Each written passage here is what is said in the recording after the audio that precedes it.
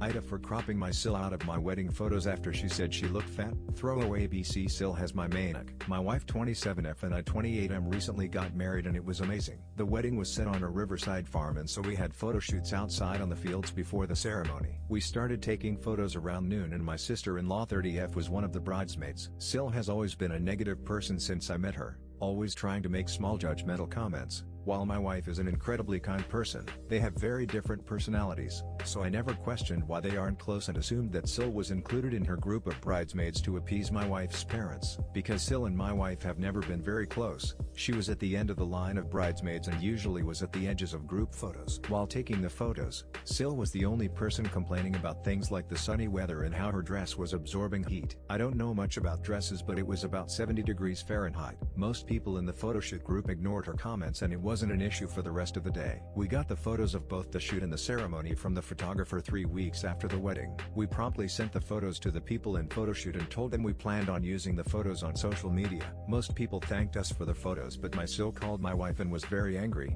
yelling that she looked like a fat pig in every photo she was in and demanded that we not use any of the photos with her in them. For context, Sil is bigger than my wife but not to an extreme extent. She doesn't look unhealthy and I've never heard her have body issues before but I admittedly wouldn't know much about it. In the wedding photos, she really doesn't look any different from her normal self. My wife tried to reason with her, saying she looks just as pretty as everyone else but Sil did not want to hear it. She reiterated that if we used any photo of her on social media that she would never speak to us again and would put us on blast, whatever that means. My wife was really hurt by her sister's outburst and I was very bothered that she thought she could tell us what to do with our special moment. Here's where I may be the asshole. I decided that if she had such a problem, she didn't need to be in the photos. I cropped her out and posted those versions to social media. I thought it would be fine and it was easy since she was at the edge anyway. After posting, she then called me even angrier than before and accused me of trying to erase her from the memory of the wedding. I told her I only did it to accommodate her wishes while also getting to use our own wedding photos. Sil hasn't talked to us in a week.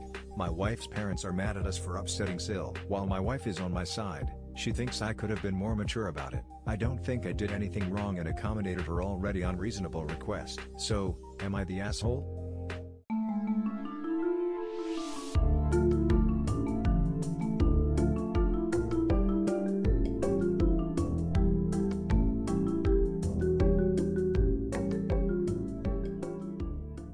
Teacher wouldn't listen, so the entire class complied and he got fired. TLDR at bottom, this happened in the early 2000s in my junior year of high school. The district had just built the third high school in our city and most of the teachers were new. The band director was one of those new hires. He was qualified for the job, but had zero people skills and was extremely abrasive towards students. He had previously taught university, and could not wrap his head around the fact that high school students are not college-level music majors who live in practice rooms and write symphonies in their sleep. His normal behavior consisted of berating students for not knowing university-level curriculum, talking down to everyone about how he can't understand why they were so incompetent, and stopping rehearsals to go on long tangents about things that had nothing to do with music. Every day at least 2-3 students would leave class in tears. We complained to the higher-ups and they repeatedly brushed us off. He made students hate attending his music classes, and many dropped band and orchestra as a result. One of the classes he taught was supposed to be Intro to Music Theory. For those who don't know music, this would be a class that should typically teach things like different types of chords, the definition of music symbols, the logic behind key changes, etc. At the first class of the year there were about 25 kids enrolled. Most of these were music and drama kids who wanted to be teachers or performers in the arts one day. On the first day he handed us a quiz because he wanted to see how much we knew. I think there were maybe 3-5 kids who were able to attempt a single question on the quiz. No one got a single answer right. That's how advanced it was. Imagine signing up for what you think is a basic pre-algebra class and walking into advanced calculus. This teacher spent the entire class period berating us for not being prepared when no one could even attempt his quiz. We told him this is an intro class, none of us have learned anything like this before, and his response was, "Really? I thought this was an advanced class." The next class period there were maybe 15 kids enrolled. He did the same thing, asked us to perform something we can't even understand, and then berated us for not being prepared. At every class he would say, "I thought you all were musicians. This is supposed to be an advanced class." By the end of the second week, there were 6 students left enrolled in this class, including myself. He softened up slightly to those of us who stayed, and seemed to think we were his prize students and that this was his class of elites. Think Professor Slughorn from Harry Potter. In truth, we all thought he was insane and cruel. but the 6 of us had sufficient music background and experience to understand a fraction of his lessons. Without the bell curve we all would have failed his class. A few months go by and we are at the end of the first semester. By now, every student connected to music in the school hated this guy, and repeated complaints had done nothing to fix the problem. The admins filed away every complaint, but never did anything more than remind him that he's supposed to be more kind to students. He changes nothing, and still berates students and makes them cry. So when it comes to the final exam for his theory class, he decides that he wants to give it to us early, so that on the day the final is supposed to be scheduled, we can have a class party instead. Of the 6 of us left, 4 of us have the same period after his class together as well. That class was AP English, and we were prepping for the AP test. We had no problem with a class party and music right before the AP prep exam, so we didn't complain. The day comes of our music final exam, and after we finish the test he tells us that for our class party, he wants to take us all to breakfast at a new IHOP that opened 20 minutes away. His class was first period. We try to tell him all the issues with this plan. We aren't allowed to leave campus without permission slips. It was a closed campus policy due to an incident where a student who left campus for lunch got hit by a car and was killed. We will not get back in time for second period, which is a final exam. He doesn't have permission to remove us from the campus. What if there is an emergency and we are unaccounted for because we aren't even at the school? His solution was to tell us that after the start of class on our final class day, he would be going to IHOP, and if we wanted to join him, that was our choice. But if we didn't, we would have to stay in the classroom and not bring attention to the next that there was no class and no teacher. Without talking about it to each other, the 6 of us saw an opportunity to finally get the admin's attention to the complete disregard this teacher had for rules and policies. We made sure to inform our English teacher that we might be late to class on the day of the final, due to a class field trip for music theory. She was irritated and reminded us that this final was very important and that she would not give us extra time if we came in late. We told her that we understood, and gave her details about where we would be and what we would be doing and who we would be with. She said she still expected us to be in her class. On the day of the final, we all went to IHOP. It took forever to get there because of construction, and forever to get our food because the restaurant was newly opened and had a large number of customers. We got back to the school halfway through our second period class. The admins were waiting for us. Security was waiting for us. My English teacher had called the front office to complain that 4 of her best students were missing and that she was fairly certain we weren't even on campus. The admins had checked attendance and seen that we were all marked present that morning,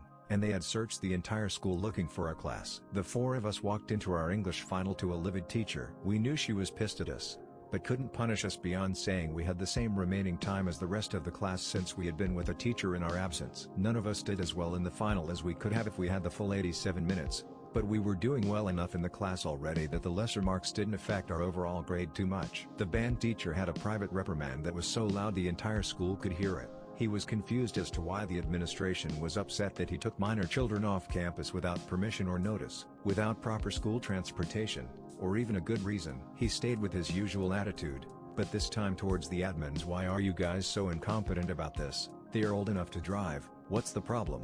The English teacher, who I actually adore, and was one of the best teachers I've ever had, absolutely went mama bear on the administration about how they could continue to employ someone who disrespects the other teachers so much as to deprive his students of their final exams and put them in potentially dangerous circumstances. He told us to drive ourselves to the restaurant, and any accidents or medical issues would have been the school's fault. He was fired later that day. Many of the students had a gleeful but confused reaction, since the 6 of us weren't talking to anyone about it. All most people knew was that this tyrant of a teacher was gone. We didn't spread the story very much of how it happened because we still feared being reprimanded for our involvement, since he technically had us a choice to go with him or stay, but I always smiled when people gossiped about what the final straw was that got him fired. TLDR, jerk teacher told us to leave school with him for class party. We complied and the district fired him.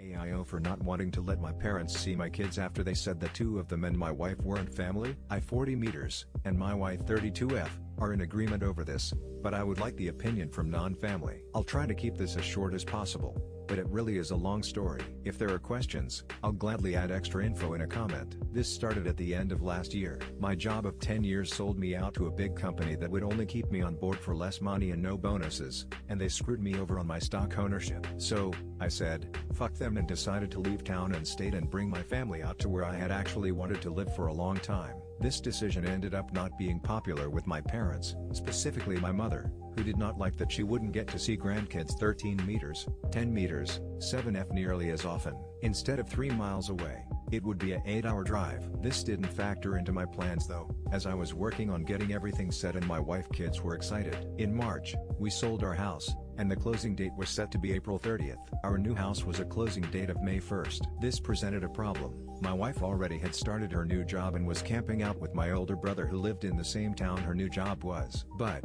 we had decided that we wanted our kids to finish the school year at the old school. We would have to figure out a place to live for the interim between April 30th and when the school year ended on June 3rd. My parents graciously offered for us to stay with them for the monthish of time, and I accepted because it would be a hell of a lot cheaper than a hotel. I knew it would be stressful, but oh boy did I underestimate how much. The first couple of weeks weren't too bad. But then my mom made a comment of how she was glad that the boys weren't legally mine. The older boys are my wife's from a previous marriage, only our daughter is genetically ours. I looked at her funny, and asked what she was talking about. She said that it was good that we wouldn't have to be responsible for them in the summer. New custody agreement was summers with bio dad and school year with bio mom, and that I wouldn't have to worry about them. I was very confused by this, because the day after I proposed to my now wife, I went and legally adopted and took legal responsibility for the boys, and have always been careful to treat all 3 kids as equally as possible, and that I was going to miss them during the summer. I explained that I had legally adopted them to her, and she responded with, well,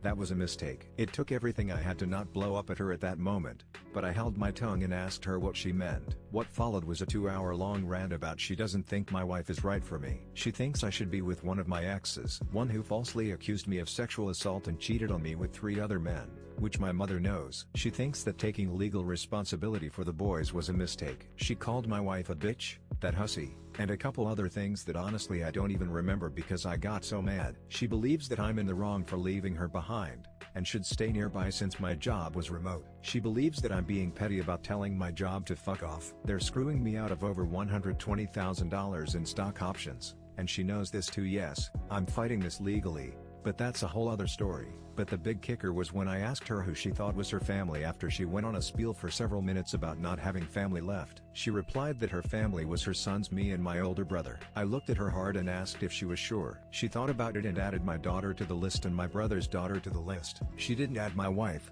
the boys, my sister-in-law who has been married to my brother for 15 years, my dad, her sister, her brothers or cousins or anyone. I then asked if my wife and the boys weren't family to her, and she said that they weren't her family and they shouldn't be mine either. At that I was just done. I didn't talk to her again for the remainder of the 17 days we were there. Now, it needs to be said that this is by no means a one-off day with hurtful comments. My wife has been dealing with my mother's insensitive and frankly mean comments for almost 9 years at that point. Me and my wife had been to 2 different counselors years apart to deal with all the cruel things that my wife has had to endure due to my mother, and we've been working for years to establish boundaries that just got ignored. 90 of our fights were either due to her directly, or because we were stressed about dealing with her and fought over other stupid crap. I sent her a handwritten letter a couple days after we moved explaining that I was hurt by her statements. My wife was hurt by her, and the boys were hurt. I asked her to apologize for the insensitive and hurtful comments. In the letter, we very specifically say that we are not going to let them visit our house or our kids,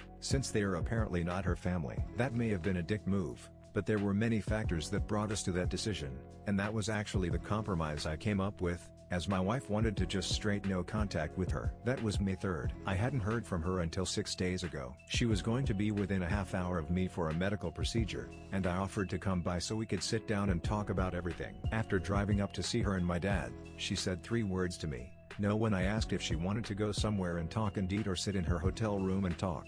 Both when I asked her what she was saying no to. And then after about 10 more minutes of attempting conversation and asking if there was anything she wanted to say or talk about or ask questions, I said that I'd leave, and she said good. And that one hurt. Now, about 2 hours after that, my parents responded with a message about how I should have brought their granddaughter along. I explained that she had pre-existing plans to go to a water park that I had skipped just to talk to them, and that my daughter is not an icebreaker or a fixer for our differences. The next day, I get inundated with messages from both parents, all of a sudden saying that my mother has a cancerous growth and is going to need surgery and treatment and all this stuff, and how she should be able to see her granddaughter. This all reeks of manipulation to me, and I say no. She needs to hold up to our request for an apology first. This wouldn't be the first time she has said that she had cancerous growths to people to get sympathy. We know of at least 3 other instances over the past 10 years that it has happened. This leads to hundreds of messages from both parents, saying it isn't fair. I'm holding firm on no contact with them and my kids until there is an apology at the very minimum. Am I overreacting to my mother and am being the jerk and refusing my potentially dying mother to see her youngest granddaughter? Or is this a reasonable reaction?